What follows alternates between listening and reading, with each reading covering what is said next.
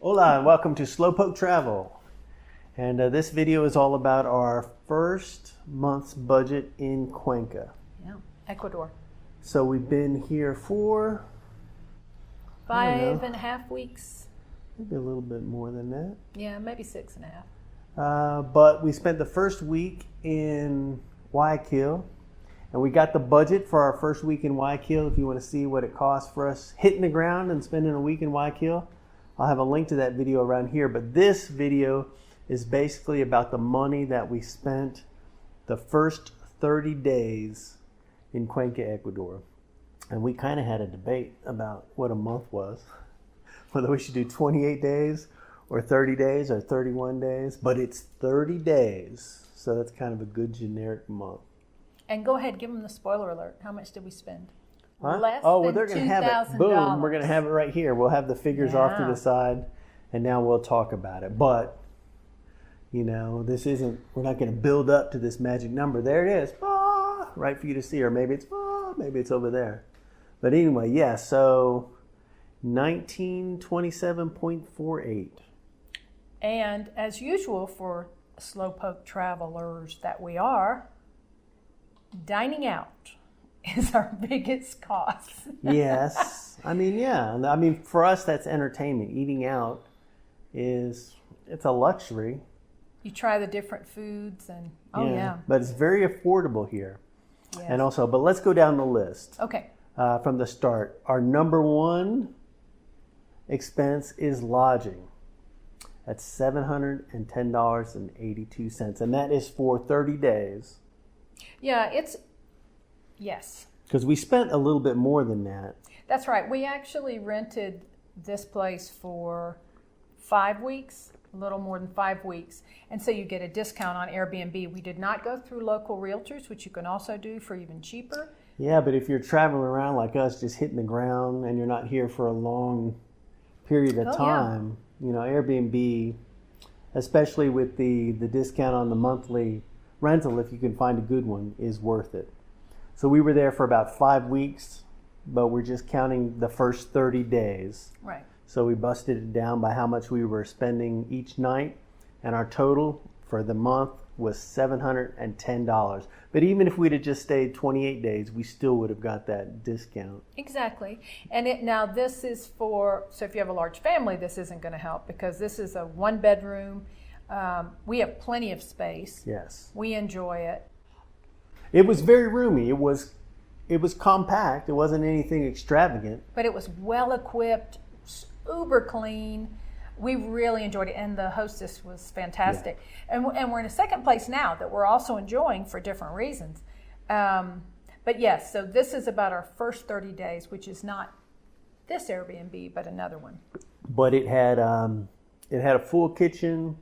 It had a washer. It was the entire place. It was like its own apartment. So it was dishwasher. I mean, it was nice. You can get accommodation in Cuenca for not a lot. You know, if you are using hostels, if you're bringing your money from Canada and the United States, you know, if you're spending the dollars that you make there, they'll go a long way here. Although the U.S. dollar that you use in the USA is still the same U.S. dollar that you use here. It's the same currency, but I mean, it goes a lot further here for sure. For rent and for things like food and some services and stuff like that, you know, it's a lot less expensive in Ecuador. Although some things are more expensive, and you can definitely spend a lot of money if you want to. We spent $710 for our lodging, which we could have gotten for cheaper for sure. You know, if we'd have gone through something other than Airbnb, or if we'd have chosen something that maybe wasn't its entire apartment, but you could certainly spend more as well. And especially, I think a washer and dryer, we are also in the historic area, not in Gringo Land. And I think a washer and dryer in this area costs a little bit more. And there are places you could take your laundry here. We just feel more comfortable. There's a place down here in the historic district called the Gringo Laundry. Well, yeah, there's that one too. I forgot about that one. Yeah. But there's a few. It's in an area where there's a lot of hostels and stuff, so there are, you know, they probably do get a lot of gringos in there doing laundry. So if 710, you think, ooh, you can get less, but 710 compared to, depending on where you're coming from, that's nothing. Well, we've seen rentals here in Cuenca. If you wanted to come and live in Cuenca, we've seen rentals for $250. Oh, sure. $300, $400. So you can get it for a lot less if you're here for a long time and you want to sign a lease. But those rental prices don't include the utilities. Often. They don't include the Wi-Fi. Every now and again they do. There's a Sometimes they do, but they're usually a little bit more expensive. Yes, and there's also an online post you can look at, Gringo Post, that they've set up here in Cuenca, and they can give you some idea of some local real estate people you can talk to. So there are options. So we're somewhere in the middle. Yeah. This is not the places we stay, aren't Four Seasons or anything like that. But we're very comfortable. Yeah, for sure. But yeah, I'll put a link to Gringo Post down below. Any links that are of any interest, anything that we're talking about, I'll put down below. So after lodging, our next thing is transportation, which we just have $2.50. Now, we spent $18 for bus tickets to get here, but we're not going to count those. We're going to count our prices for the 30 days that we were here. But from Guayaquil to here, we spent about $18 for those bus tickets. And then when we got to the bus station, we jumped in a cab, and it cost us about $2.50 to get to our Airbnb from the bus station. And it was probably about a 20-minute ride. And that is the last time that we paid for transportation. It's very walkable. We're in the historic area, but we've walked, we've walked quite a distance. And I think we would be able to walk. If we were in a different area where we had walked, it would still be walkable. I mean, every place that we've been in Cuenca has been very walkable.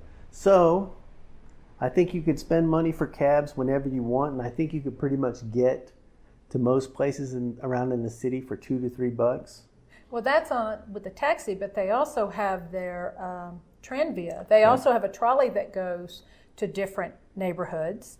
That's very reasonable. And then how much is that? Do we know? I can't remember. We forget. It's not a lot. It's something like $1 a ride or something. Exactly. But you can also get a card or ticket, and then it's like 35 cents a ride. Exactly. I don't know. So, we're talking out of our butt here. No. We haven't taken I think that's close. Yeah. And they also have public transportation. They have regular buses that can take you outside the city. There's some great places along the edges that we haven't even been to yet. Yeah. That you can get to. And we met someone who was going to take a public bus to go to some local Incan ruins, that are just outside of town. There's also a museum in town. Anyway, there's plenty to do in Cuenca. But as Buck said, for ground transport, we're only counting what we've actually done, and we enjoy walking. We can walk for miles. If you like walking, then you don't have to spend anything for transportation. If you enjoy walking, and we do, we're eating a lot of stuff, so we consider that. It sort of gives us, I don't know, free reign to eat whatever we want because we tell ourselves, well, we're walking everywhere, so why not have another piece of carrot cake? That's what you tell yourself. But yes. But so you can definitely spend more on ground transport, but that's what we spend. Yeah. Phone, $18. So when we were in Guayaquil, you signed up for a phone plan. I don't know how long that was for. Well, they gave us a very good rate for 3 months, but they only asked for us to pay the first month. I don't know if they thought we would run away or what, but so this is just to give you some idea. The SIM card was even included in this special, but as you know, or maybe don't know, but SIM cards, if you don't have an eSIM, they only cost $1 or $2 anyway. But so for 2 months, for unlimited talk and text, and I don't remember, we didn't get a lot of data because we usually just use Wi-Fi. It was just $18. Yeah. So you started the process in Guayaquil, and you can check out our Guayaquil budget video, and that information will be on there. And then when we got to Cuenca, we added 2 more months. Yeah. And now the next thing on here is snacks, which is a weird thing to call it. Well, but it's basically, it would have been better just to call the category coffee and pastries. Well, sometimes it's Irish coffee. We've had a little bit of, every once in a while we'll stop for wine or tapas, although not this trip. But I put that in snacks as well. If we're not, well, I guess, tablets. Yeah. So snacks isn't a full meal, but still, we spend a lot. Like $200 almost for just coffee and cake. But when you're walking, you want to be able to stop whenever you want, or that you smell something delicious. But yeah, you can spend a lot less than that. But we do it just almost every day. I do it every day, every single day, and sometimes we do it every day together. But that's just part of the routine. Going to get coffee and a pastry. People watch. There's a place down the street we've been going to. Oh Lord, I knew. Look at his eyes; they light up. We get 2 cups of coffee about this size. I get a cafe con leche. You get a black coffee. Then you get whatever kind of pastry you want, and then I get this kind of palmier looking pastry. So basically 2 pastries, 2 cups of coffee. We sit in a lovely window seat and watch the world go by, and the total cost is $3.50. $3.50, or is it $3.70? Maybe. And again, all these prices, we are not including tipping because we know that can be controversial. We say something about processes in some of our blogs. We've left a tip there for a bigger thing I got. Yeah. But usually we don't tip. We haven't tipped there because it's like a counter service thing. Mm-hmm. You know, I asked my Spanish teacher about tipping, and she said 10%. You know, if it's a sit-down restaurant, 10% is the tip. We went to an ice cream place, and we got ice cream and blah, blah, blah, and sat down because I was asking her, well, you know, am I supposed to tip here? And she was like, for what? You know, she looked at me like I was mentally challenged. Why would you be tipping for it? But the thing is, you know, we're used to being in the United States where, you know, you tip, you know, it's become a tip culture because, well, I don't know, I don't want to start ranting about the economy and everything. Let's not. But here in Cuenca, you know, or Ecuador, you know, you're going to find your comfort zone for tipping, but, you know, the local has told me that 10% is what you're looking for. And sometimes you'll eat in a restaurant and the tip will be included. I think that's right. Only happened one time. At a nicer Italian restaurant we tried. And that was 10% was already factored in. Yep. But, you know, if you're eating at smaller mom and pop places, it's not going to be added in. That's the only time we've seen it. Which will slide right now into dining out, which we got $493.88. And part of it is because besides trying a bunch of delicious Ecuadorian dishes, we have also had Italian, we've had Thai, we've had Chinese, good food. The Thai and the Italian were nicer in, so we are paying more for some meals, but more is like $35 for 2 people. I think the most we paid was at the Italian restaurant, and that was $40. Okay, and that included wine for both of us. A glass, not even a bottle. Appetizer. I mean, it was a nice, full, complete, sit-down, fancy pants meal with a cloth napkin. Yeah. You know, it would have been with tip. It would have been $100 or $100 plus back in the U.S. Yep. So that was a treat for us, and I don't know, $40. I mean, that's a lot. That's a lot for a meal here in Cuenca, I think, because we can go out and get a really nice full meal for $10 to $15 for both of us. If it's lunchtime, we'll go get an almuerzos, which is a lunch meal with a soup and a full meal. And sometimes a little dessert. Yes, and you know that might be $5 for both of us, or it's just $7. You know, it's just crazy. So you can definitely eat for very little here, or you can eat for a lot. And I enjoy the soups. The soups usually they have lots of fresh herbs, meat, but the broth just tastes fantastic. But so you don't have to. There's plenty of amazing starchy foods. Yeah, lots of starchy foods. Plantains. Oh. So we have had, you know, we've gone to some Italian restaurants. We've tried a couple of different things. I'm really loving the Ecuadorian food. I'm loving the tigrillo, the bolones, all this plantain dishes. I'm loving them. But I don't know if, you know, that's not great to be eating that all the time. On top of the pastries. So it was funny because I put up a video, the last video on our cooking channel, and somebody asked me how my health was because they thought I looked like I was wasting away. You know, because I had dark clothes on, I guess, and my little my hat's a little different. And I have lost quite a little bit of weight over the last few years. But man, I don't feel like I'm wasting away. I feel like I'm heading back into the roly-poly territory. Well, I think we were just saying that earlier that, okay, during COVID, we did take an opportunity to eat better and, feeling more energy. And my body was really trying. But I think after, 6 weeks here, my body's sort of going, okay, if you want to get up and move, you're going to have to change a few things. Yeah. We're not 20 anymore. So dining out and $500 almost. But we eat out pretty much every day and sometimes twice a day. That's right. And then coffees and pastries and blah, blah, blah. At least once. We bring food home. We're buying some fruits and vegetables, and we're buying eggs. We talk about this $500 for dining out. A lot of times we're leaving the restaurant with a to-go bag.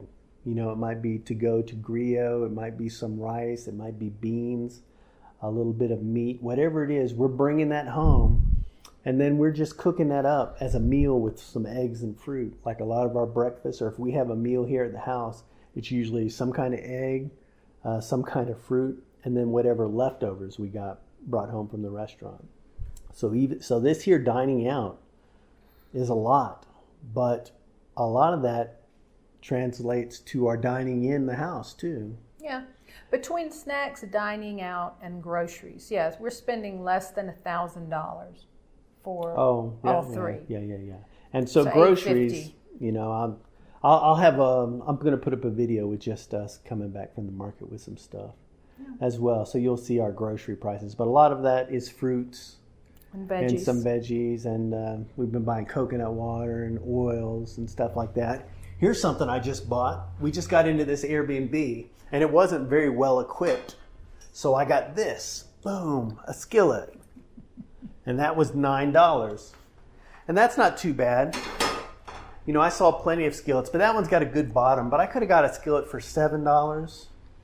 I could have got a skillet for $10. I mean, they had all range, but a lot of the skillets were like between $20 and $40. So they have some expensive stuff here if you're going to get imported items. Oh, yeah. Somebody was showing me hair dryers are $50. Hair dryers are $50? $65. Thank God we don't have any hair. Okay. All right. Medical. Boom. I went to the doctor when we first got here to Cuenca because I started feeling sick at the end of Guayaquil, sort of at the end of the trip, maybe about 5 or 6 days into whatever. So I probably got something on the plane or being out in people or whatever, but I had, fevers and chills and whatnot. It just lasted for a few days. But when we got here, I was having a hard time to breathe. Mm-hmm. I was having a hard time to breathe. And we're at 8,500 feet, and I was expecting to feel it. I was a little nervous about it. I just felt like going upstairs. I just felt like even the littlest bit of exertion was wearing me out. And I don't know. I was thinking, well, do I have pneumonia? Because I couldn't seem to get a full breath. So I made an appointment to go see a doctor. And didn't have to fill out any paperwork. And I assume she was a legitimate doctor because she had on a coat. Because she had on scrubs. Yeah, but she was from Europe, and she lives here and practices medicine here. She was lovely. And I got an appointment. I could have got it in a few days. I think she would have seen me quicker, but I told her it wasn't an emergency. So I saw her probably about 4 days after I made the appointment. And it was $40. We spent about a half hour in there, getting checked up and blah, blah, blah. And I got a clean bill of health. She said my lungs sounded fine. It's just normal. Yeah, she did ask you a lot of very good questions. Yeah. Then she did do a hands-on examination, asked you a few more questions, which was fantastic. It really was. To be specific, it was like a cold hands-on. But yeah, that was super duper, and it was $40 in cash. Yeah. We went to the office and knocked on the door, and she answered the door. There wasn't any, I don't know, there just wasn't any. There wasn't a whole lot of bureaucracy around it. She happened to be with another patient, and so she said, I thought because you were new, you may not recognize, but, I'm with someone now. She was lovely, and she was the only person we did talk to. She was the person we paid. There wasn't office staff. And so that was good. And so I was feeling a little wore out, and I just wanted to get checked up and make sure. And plus, I knew that we were going to be here in Cuenca for a couple of months. So I wanted to establish that connection with the doctor too. Oh. So that if we do have an issue while we're here, I already have a doctor that I can call and ask a question or get a referral if we need something else. Because if we trip and fall, or if we tumble down these stairs, or we're not looking very carefully when we cross the street. But she also was available on email. Yeah. Just everywhere. It was a very WhatsApp. satisfying experience, and it was $40. And the next thing on here is pharmacy. One thing the doctor did tell me to get was some eardrops because I have very dry ears. She said I had a very dry sense of humor and very dry ears. She said she couldn't do anything about my humor, but she told me to get these drops. So we went and got some eardrops. I got some probiotics. I got a pulse thing. Because again, I've been concerned about, you know how I was. I was really worried about the elevation, because we hadn't been at this elevation for an extended period of time for a while. So we got one of those little doohickeys you put on your finger and it reads your oxygen. Because I think the doctor said it needs to read 90 or above. Well, she was saying that you want it to be 95 and above generally in the U.S. Yes. Excuse me, if you're at sea level. Yes. And so, she was telling you, and so that's why I put that particular item in, because generally we don't spend a lot on pharmacy. We might have to get some more aspirin or some anti-itch or, depending on if there's bugs. Anti-itch? Don't talk about our itching. I'm just saying, a lot of places we go, there are bugs, and maybe they like us. Bugs? They don't. Bugs here, there have not been a lot of bugs. No, that's been nice. But I also put lotion because generally if you go into what they call a pharmacia, that's where you're going to find your deodorants, your lotions, your vitamins or cold medicines. Yeah. But anyway, so that's what we spent. And so that was, I think, compared to other trips, this is more than we generally spend. Yeah, we went into the one pharmacy and I think it cost us, I think $45 we walked out of there and we hardly had anything. But I think part of it again is if they have to import something, like I was mentioning about the hair dryers. But if they have to import something, it's going to cost you a little more, which makes sense. And you could have combined these two categories. Don't ask me exactly why I separate them, but sundries. Yeah. But, hair and nail clippers. You just wanted to use that old-timey word. Is it an old-timey word? Sundries? Is that like you're my beau? That's something when you're watching an old Jimmy Stewart Western and they ride into town and there's the saloon and there's the whatever the hell and there's the sheriff's office and then there'll be a store that says sundries. So that's it. Well, so anyway, you're dating yourself. With airports, of course, bringing any kind of clippers is a pain in the butt. So generally, clippers are something we just wait and we buy here. Sometimes we get tweezers. But the nail clippers, in fact, we got the two sizes. We've got some that'll work for us. And because we cut our own hair. Camera girl cut your hair last week with these things you bought. Yeah, and I don't know she does a good job. I didn't want to try something locally. There's lots of barber shops that would be, I'm sure, reasonable. I might end up going one. Look at that. It's starting to get a little unruly. Yours is a little too long. You need to get your haircut. I might be trying the Ecuador haircut here before too long. All right, go ahead. Talk Wearables. about your wearable. That's it. This is all that we bought for clothes. We don't have a lot of clothes here with us.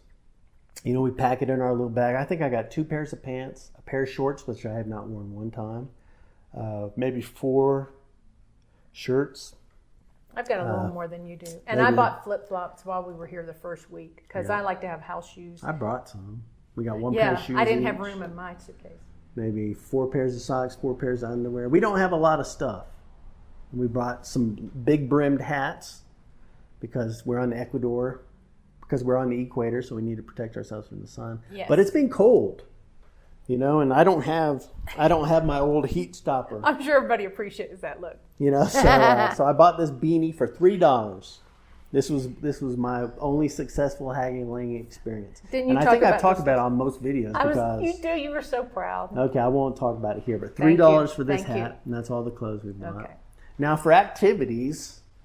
Sometimes this includes tours. If we do anything like that, it can also include museum entrances. We've gone to 2 museums here and they were both free. Again, we're not including any tips or anything. But we didn't tip at the museum. Who was there to tip? You didn't. Anyway, but in terms of activities... You tipped? Okay. Where did you tip? Who did you tip? I found a place. Anyway, I'll doesn't tell matter. you what. Camera girl will tip at the drop of a hat. No, that's very funny. Okay, but in this case, activities, it is not tours, it is not museums, or theater. This time it's your Spanish classes. Okay, yeah, because I've been taking Spanish lessons since I've been here. One-on-one. Yeah, and it's been fun. It's been interesting. It's been not rewarding. What's the word I'm thinking of? It's been Enriching? yeah, it's been all that stuff, but it's also been, it's helped. So I've been taking Spanish lessons. I started off taking them. I took them the first week 3 times, 3 2-hour, like Monday, Wednesday, Friday for 2 hours, and now I've cut back to 2 days a week because that's a lot. You know, it seemed like a lot, but it's fun, and I've only been paying $10 an hour, which I think is pretty good because I get to speak Spanish with somebody that's helping me to speak Spanish, but I also, you know, it gives me somebody that I can, you know, if I have any questions about Ecuador or this, you know, the city of Cuenca or anything, you know, I feel like I have an in, you know, it's like I have a guide. And a lot of times we're not in the classroom. We'll go out and we'll walk around town. We've gone to a museum. Yeah. We've gone to a market. We go out and get coffee and whatever. So there is some associated cost with that, because if we go out for a coffee and, you know, and practice Spanish, I'll pay for the coffee and whatnot and everything on top of the hourly rate. But it's also great because you're not always just sitting in a classroom with one-on-one her talking to you about that and writing down about grammar. So Spanish lessons, so I'm spending, what's that, 20, so I'm spending $40 a week. $40 a week times boom, boom, boom. So that's 80. So that's 160. But this says 154. Yeah. Oh, because I didn't start it until after we had been here. Exactly. Okay, so that makes sense. So this is what it costs for the first 30 days. Mm-hmm. But it basically is $40 a week for as much as I'm taking. But for two weeks it was $80. It was $60. You were taking it 3 times a week. Yeah. For the first. Did I do it for 2 weeks? Yes. But anyway, that's what that is. So if you want to do something like that, you know, that's... Yes, but we also put it like this because in neither activities nor entertainment on this trip do we have any tours, any museum costs or anything like that, which for a lot of people, that's a core part of what you're doing when you travel. So that's why we wanted to make that distinction. And then entertainment. Yeah, entertainment. What is on here? Oh, you got, books. Basically, we went to one movie and we bought some books, and it's $53. The movie was cheap. Yeah, the movie for both of us and for some popcorn and a pop came to like $15 or $16. That was. So then the other lion's share of this is for books. Because again, we're looking for books in English. They recognize, there's a need, and you have to sort of import them. There's not besides the gringos, there isn't a big interest. So, you can pay. And these are used books. We didn't buy new books. So each time we've gone to the bookstore, we've spent $20. More than $20 for 3 books. Yes. So I think our total cost for books has been probably close to $50, just that. But they're used books. So we were able to take our books back and get some credit. So even though we spent $23 the first time, we got $10 back. You're beyond. That when we got the credit, that's beyond the 30 days. Oh, is it? Mm-hmm. It is. So this was the 23, 33. Did we spend that much for books the first time? Yeah, because we've gone to 2 bookstores. Oh, that's right. I forgot. That have English. Yeah. And anyway, that was expensive too. Yeah. So yes. So entertainment. $53, but that was just for one movie and some used books. But if you bring your Kindle, and I wish I had, we didn't this time. Then but I didn't have room. Yeah. I knew I'd want to read something. I didn't know we were going to be spending $50 on some books. But there's always unexpected. That's the other reason why I've always appreciated when people talk about their costs, because as again, you might say, I don't want books, but why didn't you go on any tours or, whatever? You can take a look and see, my cost would be different. Yeah, but you can just walk out the door and walk around the city and you're on a tour. You know, it's just... Yeah, but see, like, even in the U.S., I like ghost tours because you get to learn the history of a place. And exactly. Oh my God. So I have to go with my girlfriends for that kind of stuff. I used to live in the French Quarter. I lived in New Orleans off and on many times. And I mean, those ghost tours would go by and I'd look at all them poor bastards. Oh my gosh. All right. Anything else you want to say about cost? No, that's it. I mean, so that's it. So this is a breakdown of our costs. And I'll throw some stuff in here so you can see, maybe some screenshots of Camera Girl's, what is it? WizBottery. What is that stuff called? Your charts and whatever, your spreadsheets. So we've been keeping very accurate and specific track of our costs. I don't know what the hell I'm saying. But Camera Girl's been very good about keeping our, counting our beans. We all have our... So this is very accurate for what we have done this month, which has been... For the first 30 days. Yeah, for the first 30 days. Right. And we'll do it again for our second 30 days because we're going to spend another month in Cuenca, and you can look at our Guayaquil costs as well. But as you can see, you know, for less than $2,000, I feel like we've been living the high life. Pretty high on the hog. You know, again, for and us, enjoying it. Your costs will be different. This just gives you some idea of a lifestyle that you can live for a month in the city. We could spend a lot less than this, you know, which really kind of surprises me. Oh yeah, we could ramble around, but we could have more of the almuerzos and the desayunas that are like $1.25 a piece. Yes. You can definitely be. I mean, you'd be eating we're already eating a lot of rice and plantains, but if we really wanted to save money and eat those kind of low budget meals every day, we could put a big dent in our dining out and snack costs. But boy, we would be eating a whole bunch of starch on top of the starch we're already eating. Well, but again, but the takeaway again is there is a variety of foods, but a lot of it is also, which is great, Latin American. So you can get Ecuadorian, you can get Venezuelan, you can get Colombian, you can get... Yeah, and there's a big difference between those. There is. And we get to learn a little more about it because it's a little more authentic. Because they all have very different ways of preparing plantains. Okay, we're just rambling now. Okay. But that's it for the budget. I'll have all kinds of some pictures and all stuff in our budget and blah, blah, blah. If you have any questions, you can ask them down below in the comments. Thanks for watching our stuff and supporting us on Patreon. I'll have a link down below, putting stuff up over on Patreon. We got our cooking channel. We got all kinds of stuff. So if you like it, you can support us over there or buy us a cup of coffee on PayPal. Just all kinds of links to, I mean, it's just, I think all the links that there are will be down below. Cut it off. Okay. Bye-bye. Bye-bye.